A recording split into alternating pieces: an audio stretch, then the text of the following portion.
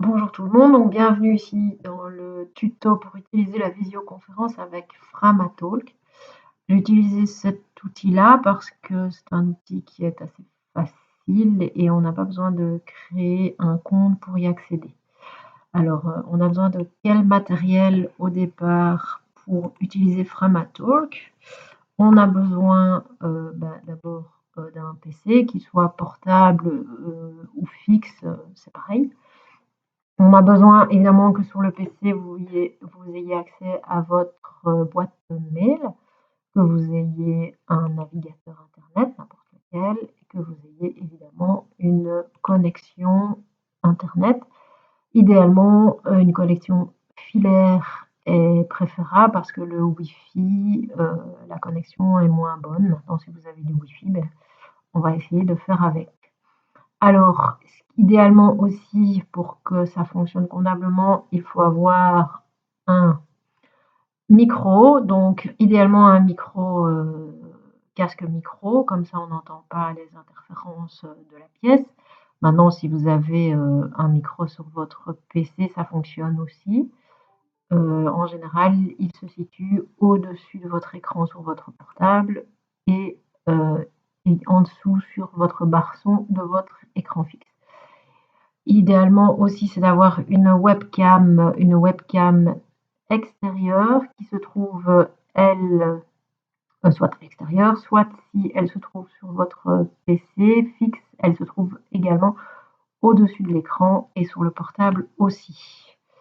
Alors, comment on fonctionne si on n'a pas de webcam? C'est pas grave, on peut de toute façon toujours vous entendre. On ne vous verra pas et si vous n'avez pas de micro, il y a un chatroom dans lequel on peut écrire des choses, donc vous pouvez quand même interagir. C'est moins évident, mais c'est possible. Alors, quand on a tout ça, comment est-ce qu'on fait pour accéder à la Framatalk? Eh bien, on va chercher le mail qu'on vous a envoyé dans votre boîte mail. Il suffit à ce moment-là de cliquer sur le lien rejoindre le meeting. Le navigateur va s'ouvrir et va vous demander d'autoriser votre caméra et votre microphone. Vous cliquez sur autoriser et ensuite vous allez pouvoir accéder à la visioconférence. Donc on le fait en direct. Voilà. Donc moi ici la caméra est défaite, mais j'ai juste un petit souci de caméra de ce côté-ci, mais c'est pas très grave. Donc ça fonctionne comme ceci. Vous avez au-dessus les icônes qui montrent, tout au-dessus, au milieu, qui montrent le nombre de personnes qui sont là. Pour l'instant, je suis toute seule.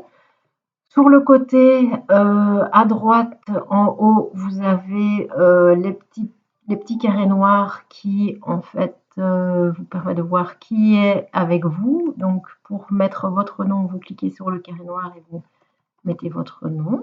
Comme ça, on sait qui est là.